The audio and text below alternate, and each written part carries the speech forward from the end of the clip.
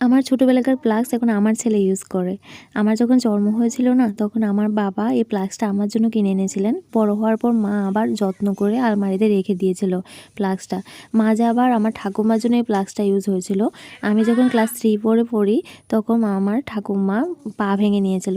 হসপিটালে নেওয়ার জন্য মা এটা করেই গরম জল নিয়ে যেত। তো তারপর আবার মা যত্ন করে আলমারিতে রেখে দিয়েছে। আমার ছেলে হওয়ার পর মা আমাকে এটা দিয়ে দিয়েছে। আমার ছেলের এখন প্রায় বয়স 3 বছর। 3 বছর আমি এই প্লাক্সটা ইউজ করছি, এখনও কিছু হয়নি। সত্যি বলে না, একটা জিনিস যদি যত্ন করে রাখা যায়, যুগ যুগ চলে যায়। আর এটার মধ্যে অনেক স্মৃতি জড়িয়ে আছে। যেহেতু আমার বাবা বেঁচে নেই, আমার বাবার একটা স্মৃতি হয়ে রইলো এটা আমার ছেলের জন্য। আর এই স্মৃতি আমি কখনো ফেলবো না, যতই নষ্ট হয়ে যাক বা খারাপ হয়ে যাক না কেন, এটা আমি রেখে দেবো।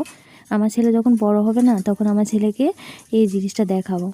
তো আজকের মিনি ব্লগটা এখানেই শেষ করছি। যদি ভালো লাগে অবশ্যই চ্যানেলটিকে সাবস্ক্রাইব করে যেও। দেখা হবে নেক্সট ভিডিওতে।